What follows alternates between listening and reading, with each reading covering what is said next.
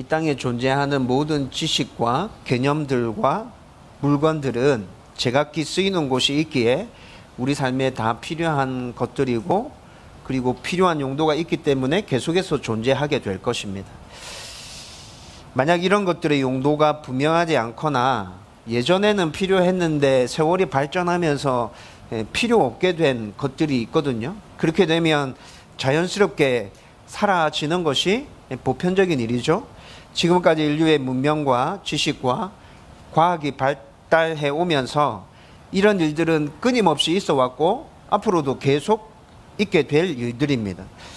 이런 관점에서 성경의 말씀들을 한번 생각해 보면, 성경의 말씀들도 하나님께서 우리에게 주신 말씀과 율법들이 꼭 필요하다면 계속 존재하게 될 것이고, 아니면 사라지고 없어지겠죠.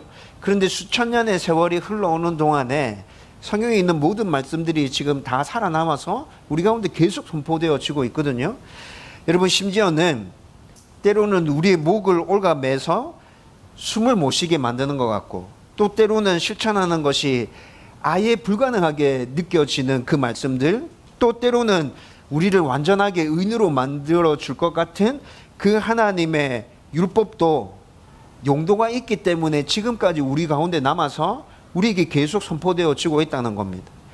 여러분, 오늘 우리는 본문 말씀을 통해서 율법의 용도가 도대체 어떤 것인지 명확하게 한번 살펴보려고 하는데, 어떻게 생각해 보면 우리를 참 암울하게 만들기도 하고, 또 어떻게 생각해 보면 이 율법이 있기 때문에 우리가 온전하게 하나님을 붙들 수 있게 되는 것이구나 라는 것도 또 깨닫게 하기도 합니다. 여러분, 우리는 10주에 걸쳐서 로마서 1장 18절에서 3장 18절 말씀까지 아주 길게 이방인들과 또 자기를 의롭다고 주장하는 그 사람들, 도덕주의자들, 그리고 유대인들, 그리고 예수 그리스도를 믿고 있는 성도들까지 모든 사람이 다 하나님의 진노와 심판 안에 놓여 있다는 것에 대해서 쭉 살펴봤습니다. 이렇게 모든 사람이 죄인으로 정죄받게 된 기준이 어디에 있다 그랬어요? 우리가 이 말씀도 함께 나눴죠? 죄인으로 정죄받게 된 기준은 우리의 겉으로 드러나는 행동과 우리의 속마음 안에 품은 마음의 의도들, 생각들까지 다 포함해서 이것들이 기준이 되어서 우리가 정죄받게 되는 것이라고 성경이 분명히 우리에게 말씀해 주고 있었어요. 그리고 또 우리가 심판받게 되는 근거는 어디에 있었죠? 이 말씀도 우리가 함께 나누었습니다. 심판받는 근거는 하나님의 말씀, 율법에 따라서 심판받는다. 율법이 우리가 심판받는 것의 근거가 된다라고 말하고 있었습니다.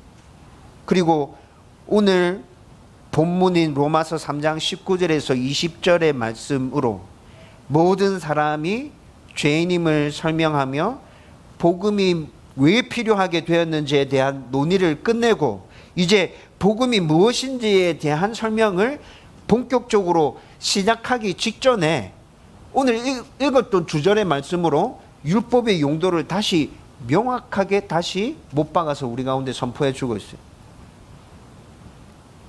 그토록 우리를 따라다니면서 올가매고 괴롭히고 우리가 죄인이라는 것을 판단하는 근거인 그 율법이 도대체 우리에게 어떤 역할을 하고 있는 것인지.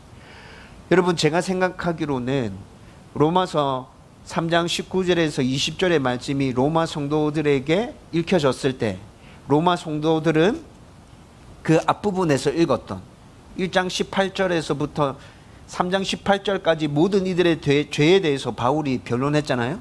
그것과 오늘 우리가 읽었던 이 두 줄의 말씀이 합쳐지면서, 이래서 우리가 죽을 수밖에 없었던 것이고 율법의 용도는 이런 것이었구나. 여러분, 로마에 있었던 그 성도들은 아마 이 두 본문이 합쳐지면서 분명하게 뭔가를 깨닫는 일들이 있었을 거예요. 여러분, 제가 오늘 설교를 준비하면서 제가 바라고 소원했던 일도 또한 이런 것입니다. 우리가 지금까지 나누었던 모든 사람이 하나님의 진노 아래 있다는 그 말씀들과 오늘 율법의 용도에 대해서 다시 분명하게 선언하는 이 말씀을 살펴보면서 이 두 가지가 같이 엮여지면서 내가 율법으로 그렇게 될 수밖에 없었는데 하나님이 나에게 이런 은혜를 베풀어 주신 것이구나, 분명하게 깨달아 알 수 있는 은혜가 넘쳐나기를 주님의 이름으로 축원드립니다. 여러분, 지금까지 10주 동안 나눈 말씀을 잘 떠올려 보면 바울이 오늘 말씀에서 말하는 율법의 용도는 이미 곳곳에서 선포되어지고 있었어요. 그런데 이를 다시 간단하게 정리해서 정확하게 또 분명하게 율법의 준수로는 우리가 구원받을 수 있는 길은 아예 없었다라고 밝혀주고 있고, 그리고 또 율법의 용도는 이런 것이야 분명하게 선포해주고 있죠. 그러면서 바울이 먼저 설명하고 있는 건 19절 상반절에 나타나는 것인데, 19절 상반절에 이렇게 얘기합니다. 우리가 알거니와 무릇 율법이 말하는 바는 율법 아래에 있는 자들에게 말하는 것이니, 이렇게 얘기하고 있어요. 여러분, 이게 무슨 말이냐면 시대와 인종을 초월해서 이 세상의 모든 사람들은 하나같이 다 율법에 매여 있다. 율법의 지배를 받지 않는 사람은 단 한 사람도 없어. 지금 이 얘기를 19절 상반절에서 하고 있는 거거든요. 여러분, 모든 사람들이 율법 아래 매여 있다는 것은 좀 전에도 언급했는데 우리가 10주 동안 살펴본 그 말씀 가운데서 계속 나타나고 있었던 것입니다. 여러분, 우리가 처음으로 인간의 죄에 대해서 자세하게 살펴보면서 다루었던 사람이 이방인들이었죠. 이방인들이 어떻게 죄에 얽매여 있는지, 그들에게 하나님의 진노가 어떻게 임했는지에 대해서 우리가 살펴봤는데, 여러분, 이방인들은 어떻게 핑계대고 있었죠? 나는 하나님 몰랐어. 하나님에 대해서 나한테 얘기해 주는 사람 아무도 없었는데 왜 하나님이 얘기한 율법으로 내가 심판받는다고 자꾸 얘기하는 거야? 여러분, 이방인들은 이렇게 핑계대면서 자기들은 아무 율법과 상관이 없다고 주장한다고 그랬잖아요. 그런데 진짜 그랬나요? 그들의 핑계가 통했습니까? 안 통했습니다. 왜 그랬죠? 이 세상을 창조하신 하나님은 창조주에 대한 흔적을 세상 만물들 안에 곳곳에 숨겨놨어요. 여러분, 그들이 정확하게 하나님이라는 건 알지 못해도 이 세상의 만물들을 잘 살펴보면 창조주가 있다는 걸 알 수 있도록 하나님께서 세상을 만들어 놓으셨다고요. 자신들의 양심을 잘 들여다보고 있으면 뭔가가 분명히 있다는 걸 알 수 있도록 하나님께서 우리를 그렇게 만들어 놓으셨다고요. 그런데 이들이 이 세상 만물을 바라보면서 창조주에 대해서 인지할 수 있을 때 그걸 거부했어요. 창조주가 있다는 것이 분명히 만물 가운데서 드러나 보이고 자신들도 인지할 수 있었음에도 불구하고 그걸 밀어냈다는 거죠. 그리고 자신의 양심 안에서 계속해서 어떤 소리가 울려 퍼지면서 너 이렇게 살면 안 돼, 너 이렇게 살면 큰일 나, 너를 심판하시는 창조주가 있어 라고 양심에서 계속 소리 지르고 있음에도 불구하고 그 소리가 들려올 때 이들은 그 소리마저도 밀어내고 거부했다고 성경 우리에게 그렇게 얘기해 주고 있습니다. 그래서 이들이 그렇게 만물 가운데 드러나는 창조주를 밀어내고 자신의 양심 가운데서 들려오는 그 창조주에 대한 소리들을 다 밀어내고 이들이 하려고 했던 건 뭡니까? 자기가 주인 되려고 했어요. 창조주의 소리에 귀를 기울이기 시작하고 그 창조주를 찾기 시작하면 창조주에 얽매여서 살아야 된다는 생각 때문에 귀를 닫아버리고 그 소리들을 다 밀어내고 결국에는 자기가 주인 되기 위한 일들을 진행했어요. 그 일들 중에 하나가 뭐죠? 우상을 만드는 것이었단 말이에요. 이들이 우상을 왜 만들었어요? 만물 가운데 창조주라는 게 보여. 근데 그걸 인정하는 순간 내가 거기 종노릇해야 될 것 같아.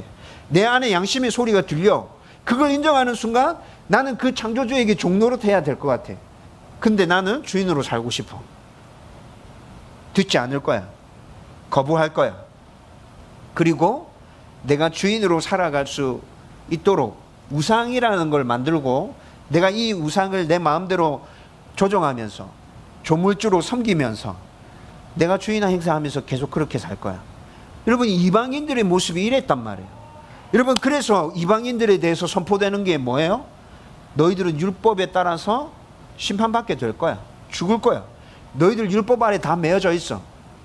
율법을 몰랐다고 얘기하지 마. 하나님을 몰랐다고 얘기하지 마. 모른 게 아니라 너희들이 밀어낸 것이잖아. 여러분, 이렇게 얘기했죠.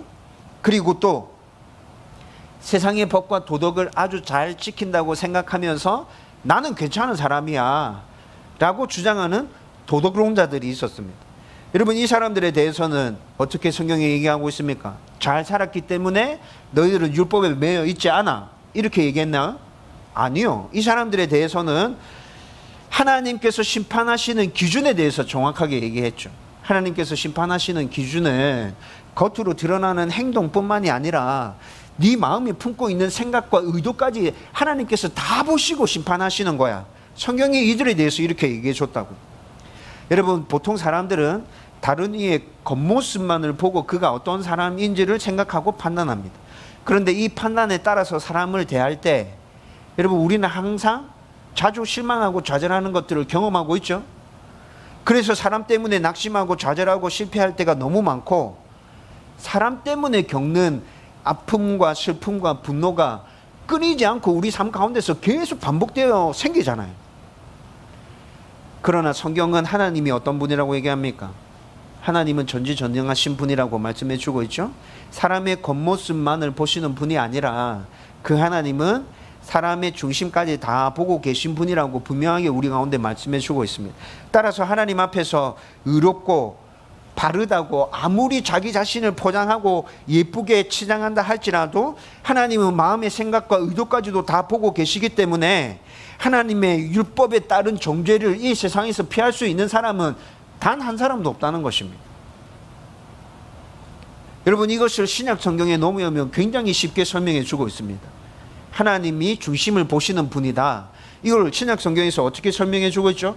마태복음 5장에서 7장까지 산상수훈이라는 말씀으로 이 땅에서 살아가는 하나님 나라의 백성이 새롭게 어떤 법을 지키면서 살아야 하는지에 대해서 선포해 주고 있는 말씀이 나타나요. 그런데 이 산상수훈의 말씀들을 쭉 읽어보면, 그리고 이 산상수훈의 핵심 정신을 요약해 보면 뭐죠?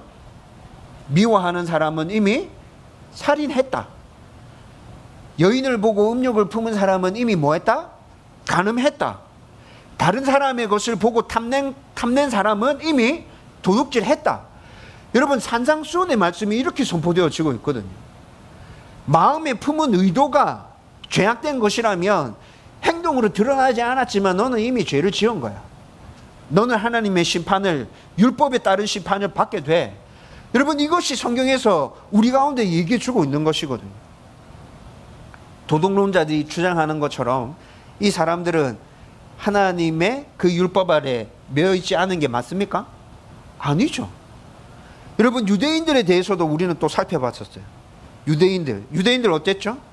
유대인들은 자기들이 하나님께로부터 선택받은 하나님의 선민이다 라는 것만 붙들고 살아요. 율법을 직접 수여받았다. 하나님의 백성인 표, 할례를 내 몸에 지니고 있다.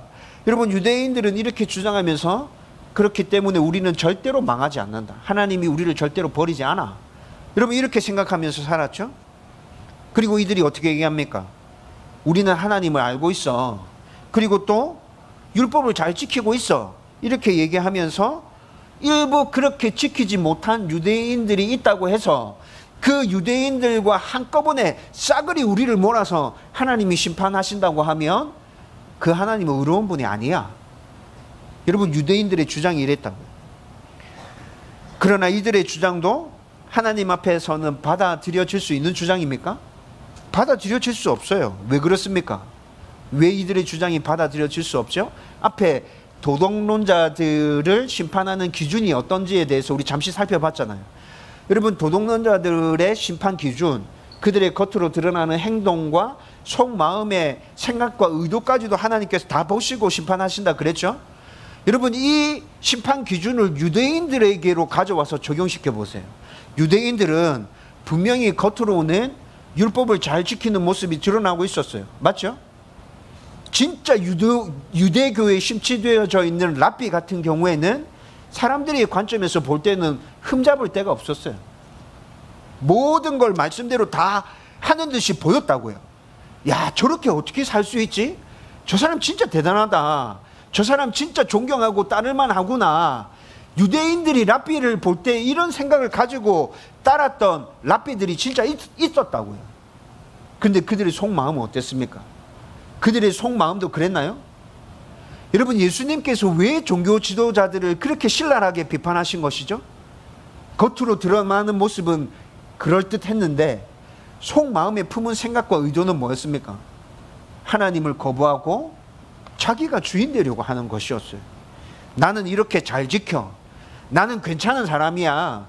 나는 하나님을 제대로 알고 있어. 나는 하나님의 율법을 제대로 지킨다고. 너희들이 이렇게 못하잖아. 여러분, 이 마음이 유대인들의 마음 가운데 들어있었어요. 하나님은 그것까지도 다 보고 계셨어요. 겉모습만 괜찮다고 괜찮은 게 아니야, 얘들아. 니네들의 속마음이 지금 이런 거 담고 있잖아. 내가 그것까지 다 보고 있단 말이야.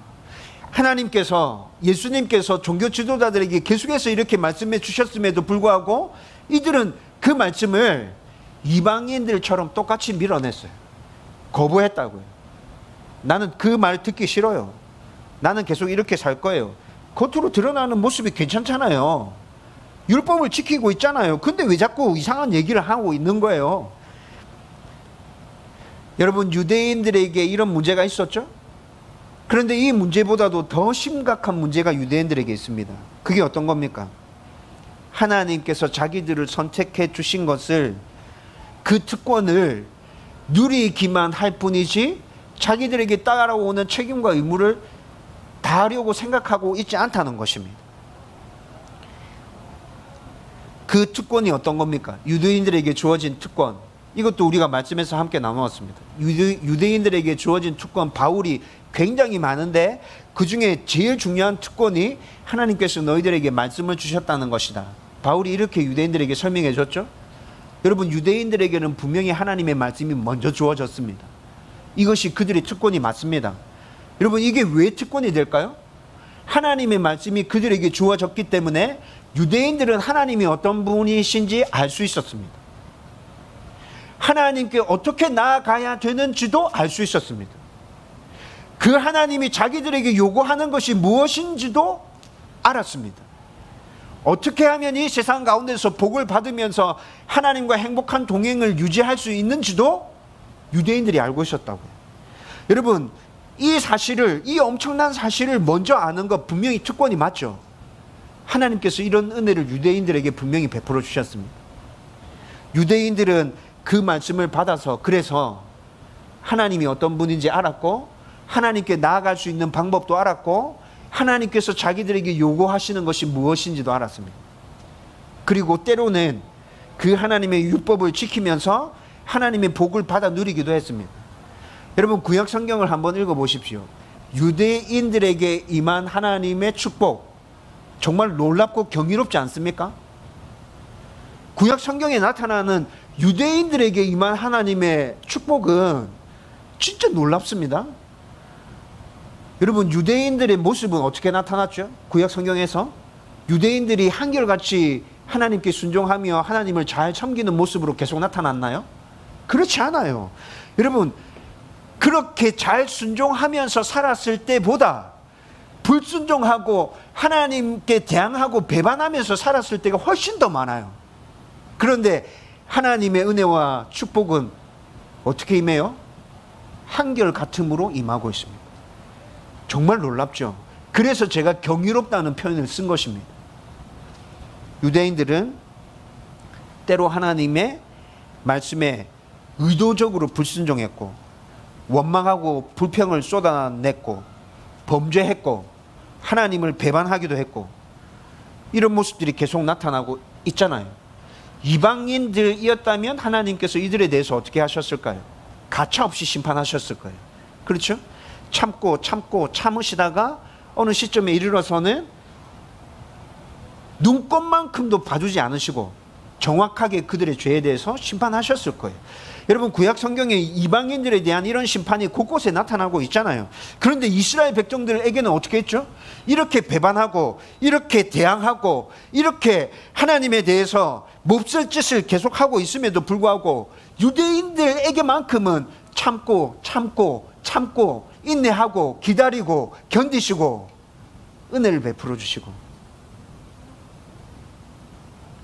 여러분, 구약 성경에 나타나는 하나님의 놀라운 기적과 이적이 아니라도 이렇게 하나님의 마음을 아프게 하고 있는 유대인들에 대해서 하나님께서 무한한 인내심과 사랑을 베풀고 계시다는 것 그 자체가 하나님 아니고서는 아무도 할 수 없는 일 아니었습니까?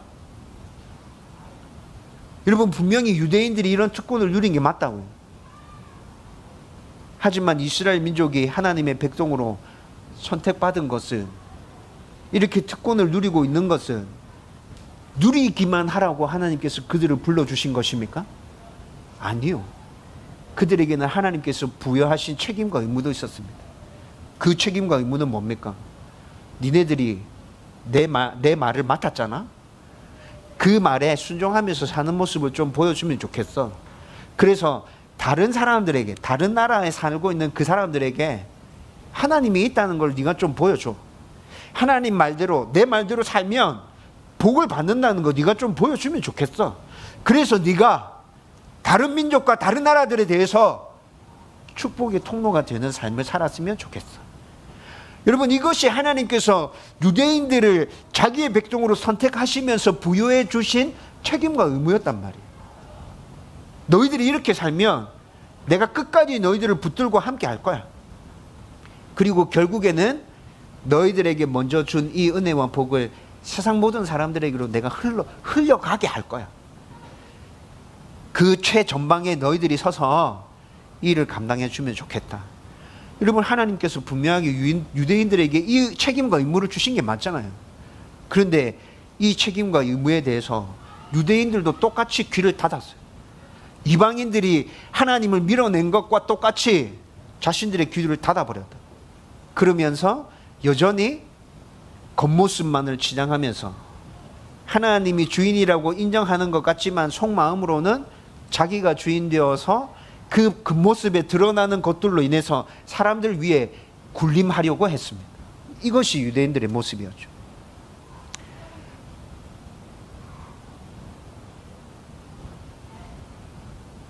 그러면서 유대인들이 바울이 선포하는 그 메시지를 듣고 아주 얼토당토안한 이상한 주장을 펼치게 되죠. 바울이 유대인들에게 너희도 똑같이 율법 가운데 매여 있어. 너희들의 모습이 그런 것이잖아. 너희들 마음 안에 이런 거 들어있잖아. 이렇게 설명하면서 유대인들도 율법을 피해갈 수 없다는 것에 대해서 선포했죠. 그랬더니 유대인들이 어떻게 나왔어요? 우리가 그렇게 의롭지 않게 삶으로 하나님께서 정의롭고 공의로우신 그 하나님이 우리를 심판함으로 그분이 의롭다는 것이 드러난다면 그럼 우리는 더 죄를 많이 지어야 되겠는데? 맞잖아요. 에? 우리가 그렇게 더럽다며요. 우리는 진짜 열심히 말씀을 지키면서 몸부림치면서 살아가고 있는데 우리가 더럽다며요. 그래서 그 하나님이 우리를 심판한다며요. 그래서 하나님의 의로움이 더 드러난다며요. 그러면 우리가 이렇게 살 필요가 뭐 있어요? 그냥 더 악하게 나쁘게 죄를 지으면서 살면서 우리를 심판하시는 그 하나님의 의로우심이 더 드러나게 만들어 드리면 되지. 진짜 어이없는 주장을 하는 거죠. 여러분, 유대인들이 이렇게 어처구니 없는 발상을 하고 있다는 것 자체가 진짜, 야, 이들은 구제할 수 없는 애들이구나. 율법을 진짜 피해갈 수 없다, 얘들은. 이런 생각이 들게 하죠. 성도인 저와 여러분들은 어떻습니까? 성도인 저와 여러분들, 우리는 이미 하나님의 은혜를 받았습니다. 무한하신 하나님의 사랑을 덧입었습니다. 예수 그리스도의 십자가 사역이 나를 위한 것임을 믿고 받아들였고 성령님께서 내 안에 내주하셔서 인쳐주셨습니다. 그래서 우리는 구원받은 하나님의 백성으로서 살아가고 있습니다. 여러분, 이렇게 살아가면서 율법과 심판에 대한 논의들이 나하고는 전혀 상관없는 일이야 라고 생각하는 성도들이 점점 많아지기 시작했습니다. 지금 현재 우리의 모습은 그렇습니다. 지금 현재 우리의 모습은 그렇다 할 수 있습니다. 그런데 구원받기 이전에 예전의 모습은 어땠습니까? 구원받기 이전에 예전의 그 모습을 구원받았다고 해서 깡그리 다 잊어버리고 살아도 괜찮겠습니까?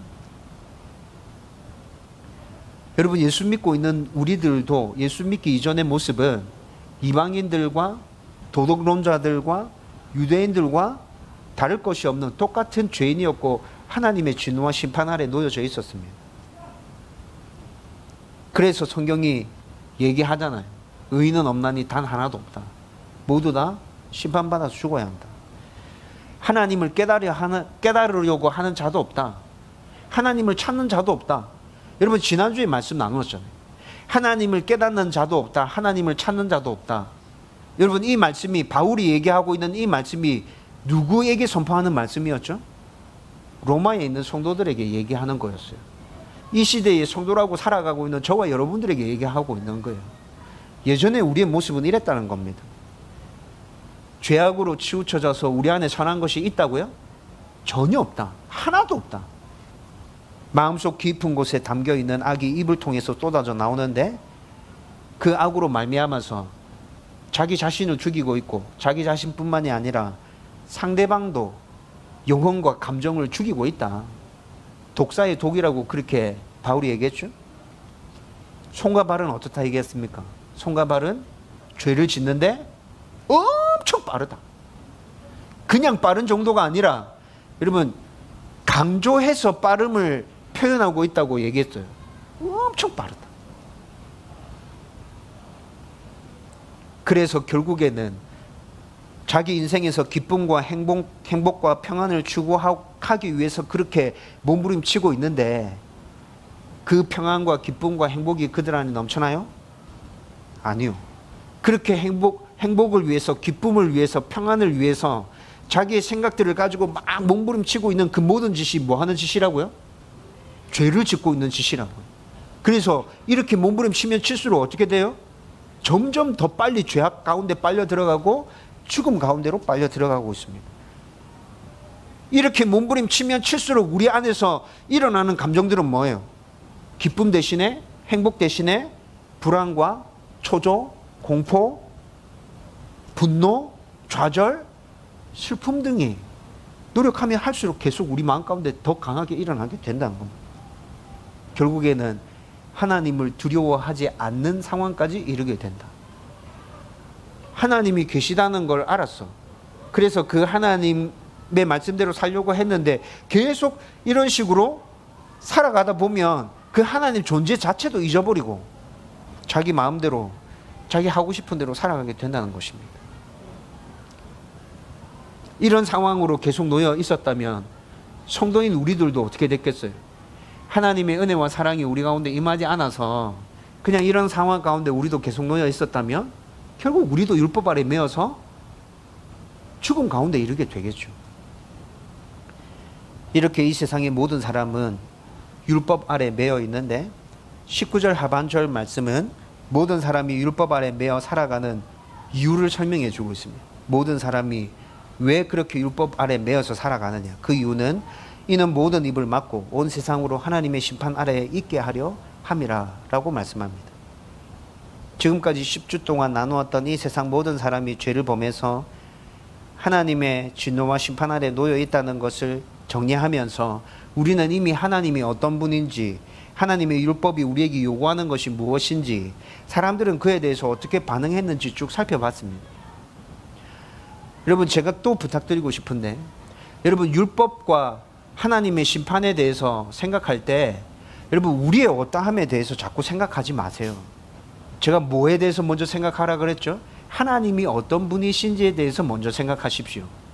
하나님이 어떤 분이신지에 대해서 먼저 생각하십시오. 여러분 자꾸 나의 모습부터 먼저 생각하게 되면 우리는 유대인들처럼 이상한 주장을 하게 됩니다.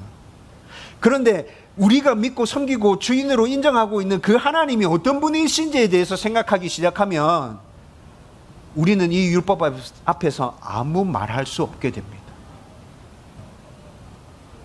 전지전능하시고 완전하시고 완벽하신 그 하나님, 지금도 이 세상 만물을 다스리고 통치하시는 그 하나님, 만물의 주인이신 하나님, 의로우신 하나님. 여러분 그 의로움이 어느 정도죠? 거룩하신 하나님, 그 거룩하심이 어느 정도입니까? 완전한 의로움과 완전한 거룩이거든요. 성경에서 하나님께서 하나님에 대해서 얘기해 주는 건 그런 것이라고요. 그런데 그 하나님 앞에서 나의 겉으로 드러나는 행동이 이래요, 내가 품고 있는 속마음이 이래요 라고 얘기하면서 자기는 심판받지 못한다고 주장할 수 있는 인생이 도대체 어디에 있습니까?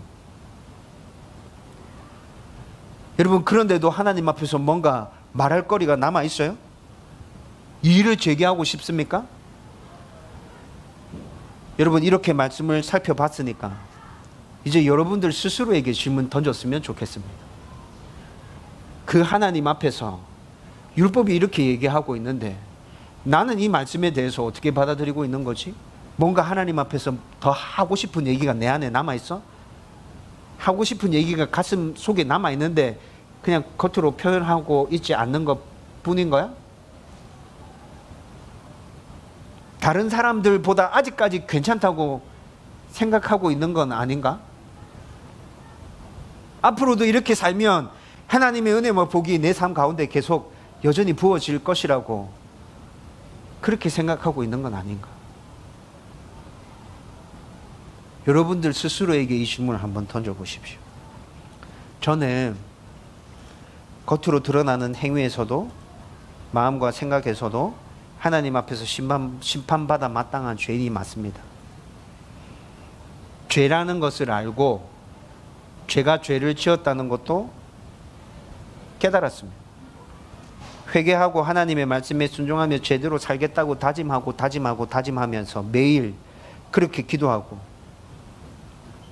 매일 말씀을 붙들기 위해서 치열하게 몸부림치고 있는데 마음과 생각으로 여전히 죄를 짓고 있는 저를 날마다 발견하고 있습니다. 여러분, 제가 제일 자주 범하는 죄가 뭐라 그랬죠? 여러분들에게 몇 번 말씀드렸습니다. 교만함으로 목이 곧아서 나는 잘하고 있어. 다른 목사보다 꽤 괜찮아. 교회 잘 세워가고 있어. 말씀을 제대로 잘 선포하고 있어. 여러분, 이런 생각들이 제 안에 들어올 때 정말 많습니다. 진짜 많습니다. 여러분, 제가 이 생각으로 진짜 자주 무너져 내립니다. 지금도 여전히 이 부분을 붙들고 치열하게 몸부림치고 있습니다. 여러분, 이거 진짜 문제고 잘못되었고 안 해야 된다는 걸 아는데 왜 순간순간 내 생각을 그렇게 파고드는지 저는 지금도 아직 모르겠어요. 왜 이런지. 악하고 더러운 생각들, 그것들이 저와 다른 이의 영혼과 감정을 죽이는 저주의 말로 표현되고 행동으로 이어지는 모습을 하루도 빠지지 않고 경험하고 있습니다. 하나님의 말씀대로 순종하면서 살면 정말 좋겠는데, 좋은 목사가 되고 싶은데, 좋은 성도가 되고 싶은데, 그래서 매일 말씀과 기도를 붙들고 이렇게 몸부림치고 있는데, 그런데 그렇게 하면 할수록 죄인인 저의 모습이 더 자세히 잘 보입니다. 저의 추악함과 저의 더러움과 제 안에 있는 그 죄악들, 겉으로 표현되어지지 않았지만 제 마음에 담고 있는 그 죄악들이 너무 잘 보인다고요. 여러분, 그래서 이런 거 보이면 보일수록 더 하나님께 더 기도할 거리들이 생겨나는 게 아니라 그냥 제 기도가 굉장히 단순해져가요. 기도가 정말 단순해져가요. 매일 기도할 때마다 이렇게 기도합니다. 하나님은 저의 주인이십니다. 하나님의 말씀을 분명하게 깨닫게 해주십시오. 온전하게 순종할 수 있도록 용기를 주십시오. 여러분, 제가 이렇게 기도하는 이유는 하나님이 저의 주인이심을 잊지 않기 위해서 매일 이렇게 기도하는 것입니다. 말씀이 분명하게 깨달아졌으면 좋겠습니다. 그래서 그냥 내가 어떻게 살아가야 되는지 선명하게 보였으면 좋겠어요. 그래서 고민하지 않고 세상이 안 된다 하더라도 그냥 저는 용기를 내어서 그 보여준 말씀대로 따라갔으면 좋겠어요. 제가 생각하는 하나님 주인이신 삶을 인정하는 삶은 이런 것이거든요. 하나님, 저 정말 이렇게 살았으면 좋겠어요. 매일 기도하는 겁니다. 아무리 몸부림쳐도 제 안에서 뭔가 변화가 일어나지 않고 계속 죄된 삶들을 그렇게 반복하면서 살아가고 있다는 저 자신을 느낄 때는 하나님, 제발 저를 좀 도와주십시오. 하나님, 제발 저를 좀 도와주십시오. 여러분, 다른 단어는, 다른 말들은 생각나지 않아요. 그냥 하나님, 제발 저를 좀 도와주십시오. 불쌍히 여겨주십시오. 하나님, 긍휼히 여겨주십시오. 여러분, 세리가 가슴을 치면서 성전 구석탱이에서 기도할 때 하나님, 저를 불쌍히 여겨주십시오. 왜 그렇게 기도했는지 제 모습을 볼 때마다 세리의 그 마음이 느껴져요. 다른 할 말이 없어요. 목사님, 죄에 대해서 구체적으로 자백하라며요. 구체적으로 자백할 수도 없어요. 그냥 하나님, 불쌍히 여겨주십시오. 하나님, 제 모습이 다 보이잖아요. 예수님 닮아가게 해주십시오. 진짜 좋은 목사, 좋은 성도가 되고 싶은 강한 열망이 내 안에서 막 끌어올 때는 예수님 제대로 잘 믿었으면 좋겠어요. 다른 사람 아니고 제가 예수님 잘 믿었으면 좋겠어요. 예수 잘 믿는 사람 됐으면 좋겠어요. 저를 통해서 하나님 영광 받아 주셨으면 좋겠습니다. 여러분, 이것이 저의 기도 전부 다입니다. 진짜 제가 다르게 막 하나님께 구하고 저의 목회에 성공을 하나님 허락해 주시고 부흥을 허락해 주시고 우리 자녀들 이렇게 해 주시고 제 건강 가운데 이렇게, 그런 기도 진짜 잘 하지 않습니다. 근데 이렇게만 기도하고 앉아 있어도 30분, 1시간이 그냥 훌쩍 지나갑니다. 나머지 20% 정도가, 80% 정도는 이렇게 기도하는 거고, 나머지 20% 정도가 때에 따라서 필요한 기도 제목들을 하나님께 아뢰면서 기도하는 것입니다. 제가 여러분들을 위해서 매일 잊지 않고 기도한다는 말씀 드렸죠. 여러분들을 위해서도 이렇게 기도하고 있습니다. 여러분들이 저에게 주신 기도 제목 가지고 분명히 기도합니다. 근데 그 기도 제목이 첫 번째가 아닙니다. 이것도 제가 여러분들에게 말씀드렸잖아요. 하나님, 우리 성도들도 하나님을 주인으로 인정할 수 있었으면 좋겠습니다. 정말 예수 잘 믿는 성도 됐으면 좋겠습니다. 하나님의 영광을 온전히 드러낼 수 있는 성도들 됐으면 좋겠습니다. 어디에서 살든지 하나님, 우리 성도들에게 그런 은혜를 허락해 주십시오. 매일 여러분들을 위해서 기도하고 있는 기도 제목입니다.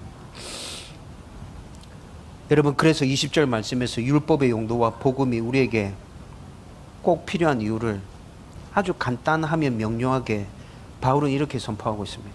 20절 말씀, 그러므로 율법의 행위로 그의 앞에 의롭다 하심을 얻을 육체가 없나니 율법으로는 죄를 깨달음이니라. 하나님의 율법 아래서 의로운 사람은 단 한 사람도 없습니다. 그리고 그 율법으로 인해서 우리가 죄인임을 깨닫게 되고 하나님의 진노와 심판을 받아서 죽는다는 것을 부인할 수 있는 사람은 단 한 사람도 없습니다. 이런 우리에게 필요한 것이 뭐라고요? 이런 우리에게 필요한 것이 뭐라고요? 복음이라. 바울이 지금 이 얘기를 하고 싶었어요. 이 얘기를 하고 싶어서 지금 이렇게까지 길게 죄에 대한 얘기를 한 거예요. 이래서 우리에게 꼭 필요한 게 복음이에요. 하나님의 진노와 심판으로 선고된 영원한 죽음에서 우리를 구할 수 있는 것은 삼위 하나님의 무한한 사랑과 은혜에서 비롯되는 복음밖에 없어. 이를 분명하게 알려주기 위해서 하나님은 우리가 율법을 완전하게 지킬 수 없다는 것을 아시면서도 율법을 계속 우리 가운데 놓아두시는 거예요. 우리가 이 율법을 제대로 지킬 수 없다는 걸 하나님이 알고 계시지만 여전히 율법을 우리 가운데 그냥 놔두고 있어요. 왜? 이 율법으로는 우리가 구원받을 수 있는 방법이 절대 없고 하나님께 나아가야 구원받을 수 있구나라는 걸 깨닫게 하시기 위해서 그렇게 하시는 것입니다.